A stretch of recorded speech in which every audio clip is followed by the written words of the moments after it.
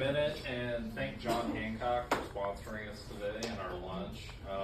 The reason we use John Hancock is John Hancock has a lot of products that are specifically designed for business owners. They're a financial services company. They do 401ks. They have insurance products. But we felt it was fitting for them to be the host because we've used them for a lot of our own personal planning. We've seen the products for clients and they're very good and they're very gracious to sponsor today. One thing they have, I'm a big believer of this, we're going to talk about this in another slide, but they have what's called the Longevity Preparedness Index. So John Hancock is getting very big into the longevity space. Who is familiar with like longevity? It's becoming kind of a social media thing. Is anybody familiar with it at all? Or maybe just me? But basically the concept is that every year that you're alive, you're adding 30 days to your life expectancy, and that number continues to compound. And where I think they're different in the financial services space is a lot of companies are not talking about that. But I think all of us are going to live longer and healthier, and that's a big part of our planning. And so if we're going to have a longer time to run a business, be successful, accumulate wealth, we want to have products that match that. Because a lot of the products today are designed for the tax code, for taxes, and they've engineered a lot of things that are built for the long term. So you can grab one of these, it's excellent to read through. But as we've mentioned, this section is based on business valuations.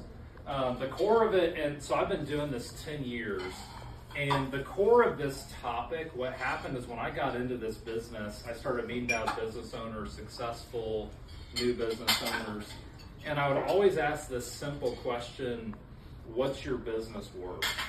And they would say, well, I guess it's worth X. It was always a guess, like I think it's worth this.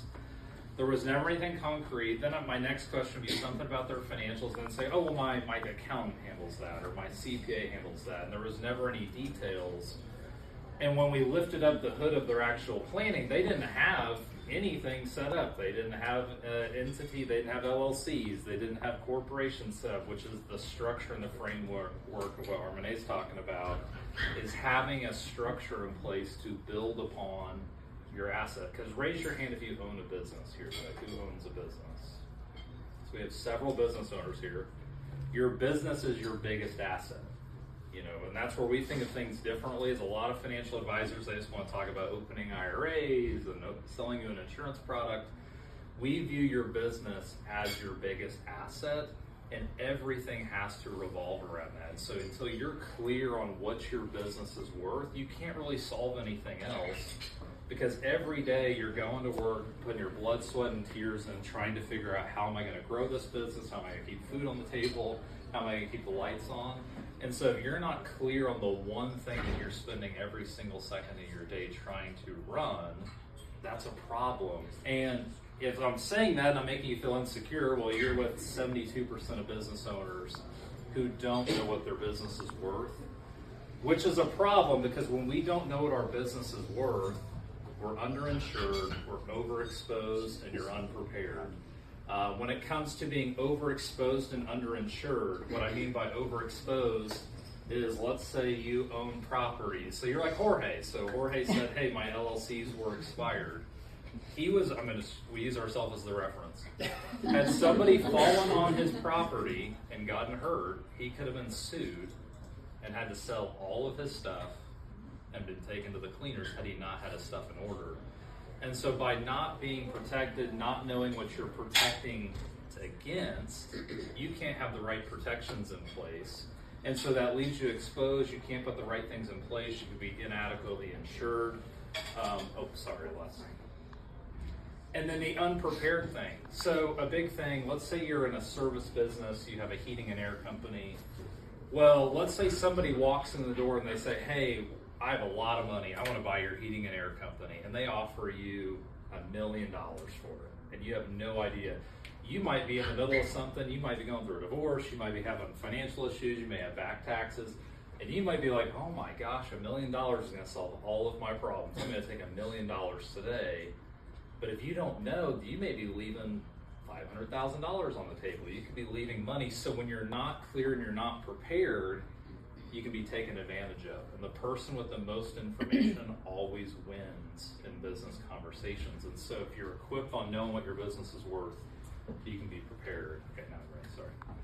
So if we're clear on our business value, and the visual will show, the business value is going to connect everything. So insurance amounts, your retirement planning, your tax planning, because we want your business to be the center of all of your decision making.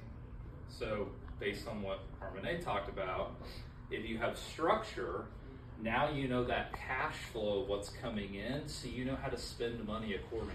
If you're planning proactively versus retroactively, now you can make informed decisions on what's best for you, your family, and your business. And so what we want to do is say, okay, what's that structure? What's coming in the door? What things can we plan for taxes? How do we protect ourselves, our family, and the business? But then also, hey, yeah, that business is our biggest asset, but how can we use our business as another avenue to create wealth from the cash flow of the business and save taxes at the exact same time?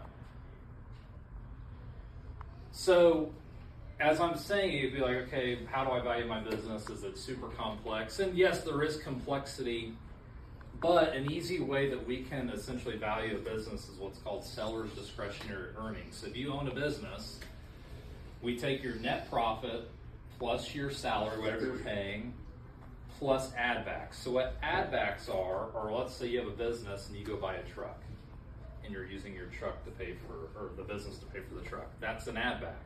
Your phone, you use your phone through the company. That's an add back. Those are all valuable things because at the end of the day, if somebody comes in to buy your business, that's an asset that now pays for their bills at the end of the day. So that's valuable to them, and you can be compensated accordingly for that.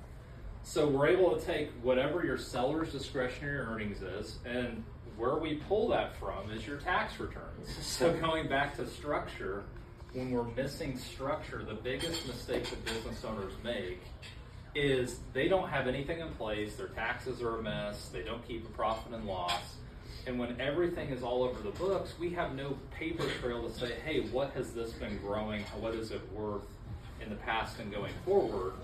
And so it starts by having the clean books, having the structure to look backwards and say, hey, what did the past 2 or 3 years of your business say from a value standpoint? So in this example, if a business has a seller's discretionary earnings of $280,000, then the next layer is every industry has a different multiple. So if you own a restaurant, the value of that is going to be completely different than if you own a construction company, or if you own a laundromat, or whatever you own, or if you own a financial planning firm. Every business has a different multiple. So what we do, because we have the software and the resources to do, is we go in and we take your information and we take all of the seller's discretionary earnings, all of your liabilities, everything associated with your business, but then we code it specifically to your industry, say, hey, what is your business worth specific? Because a lot of business owners fly blind and they say, oh, I just want to get 2 times my revenue. And that may or may be not right. Some companies only get 1 times revenue. So like a CPA practice, I'll pick on Harmony now. CPA practices have lower multiples traditionally. They're typically 1 to 1.5%, but if they add on certain elements of their business, they become more valuable. So you have to be aware of what your multiple is for your business. They can range anywhere from 2 to 6x. So in this example, take the seller discretionary earnings down to 3.2, it's worth $896. So that is the framework, and what we're looking to do when we're valuing the business is based on what you're taking out of the business and what it's profiting. So from there, what we're able to do is if we're clear on, okay, what is the business value, now we can back in and say, okay, what are the things that we're trying to protect against as a business owner? Because who in here has heard the saying, business isn't personal? Has anybody ever heard that? Mm-hmm. Well, I always say, people say business isn't personal, people have never been stolen from, lied to, or taken advantage of. Business is extremely personal.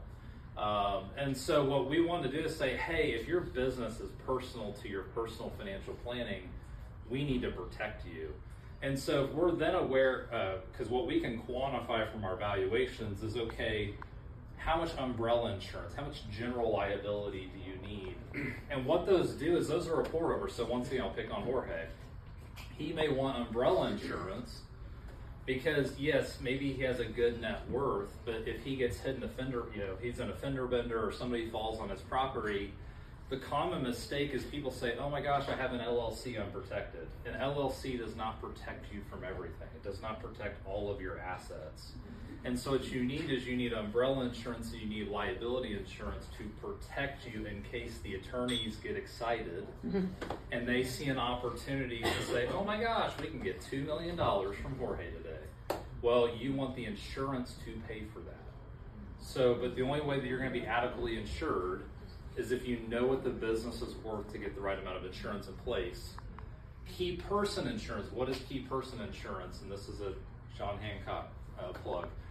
So key person insurance is who is a key person in your business. So if you operate a business, who is somebody, let's say you're running the day-to-day, you're closing business, and then you have a foreman or somebody that goes out and does bidding or different things in the business. They do a lot of the service work. An example being, you find out your business is worth $500,000, but you know if Johnny can't go do the service, you're not going to be able to process 40% of your business next week. Well, then Johnny is now a key person, because without Johnny, you're now missing 40% of your revenue overnight. If they cannot work, they pass away, something happens. Same thing for you. If you're the one doing everything in your business for the time being, and something happens to you and your family doesn't know how to run the business, that's a risk. And so what you're able to do is, once you know the value of your business, now you can quantify and say, oh my gosh, there's this risk. I want to make sure that if I get disabled, or if I were to pass away prematurely, or if somebody key in my business gets injured or passes away prematurely, that there's money to keep the business afloat until I can find somebody to replace them. Because the biggest mistake is, one, if you're the business owner running this, that's hard. We brought Jacob on, but that's Jorge and I's problem too, is like when you're talented in a business, it's hard to replace yourself because you're the one making it happen. And so, yeah.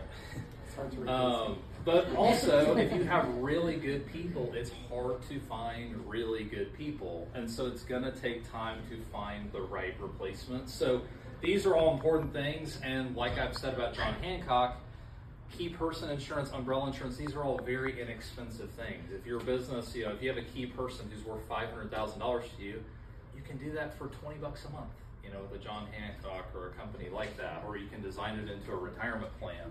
This is specifically important if you have a business partner or somebody in your business. Again, that's important. Like if I was to pass away tomorrow, I'm a key person in our practice.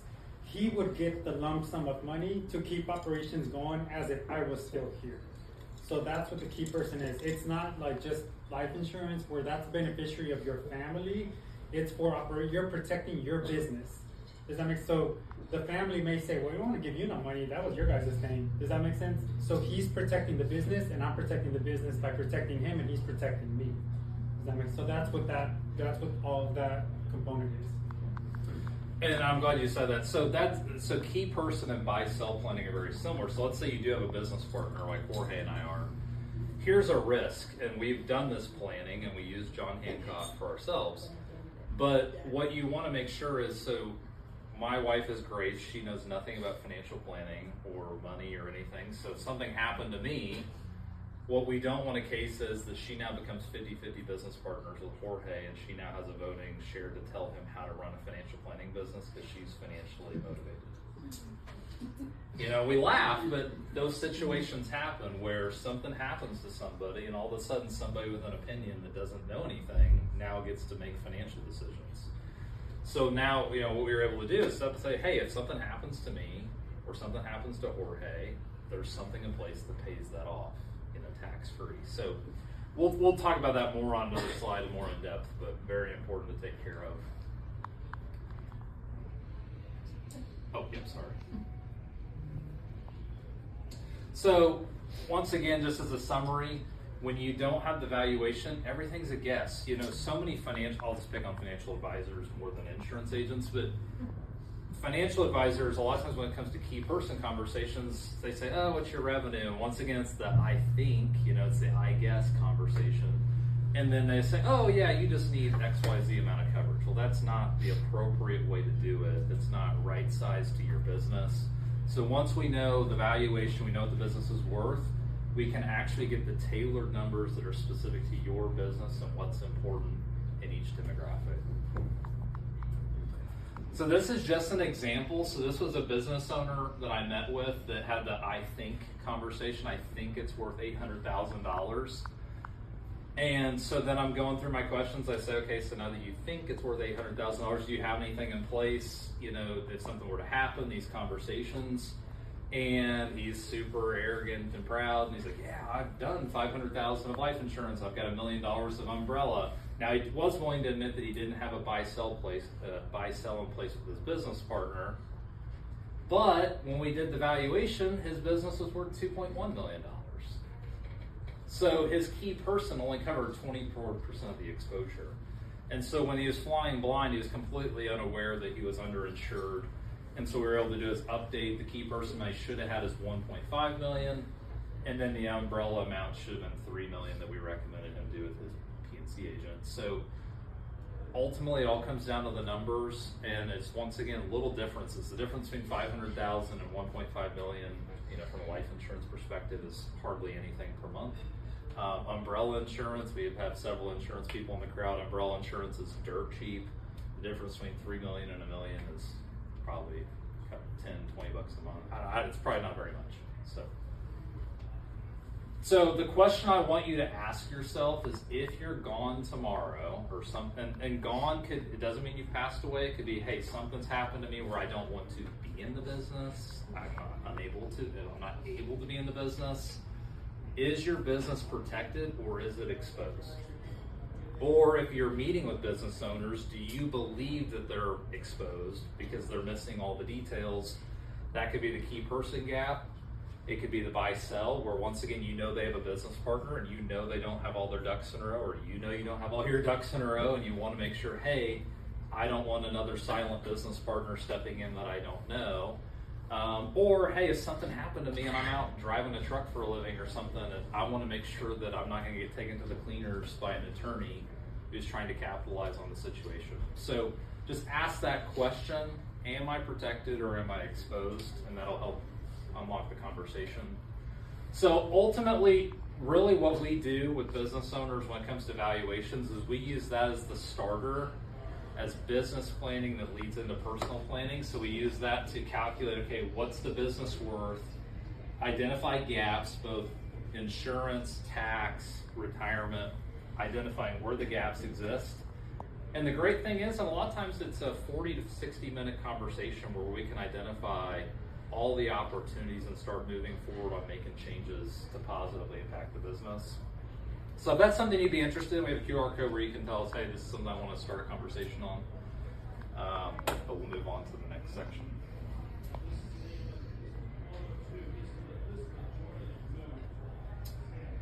So, let's see, actually, let's go. Sorry. So the next part of it is, okay, we want to know what our business is worth, but the other element is, okay, why am I doing this? You know, why are you putting in all the work, all the grind of running a business, growing a business? And a lot of times what gets missed is, even if somebody's starting to do some of the in and out planning, actually I'll pause while food's getting brought out just for a minute.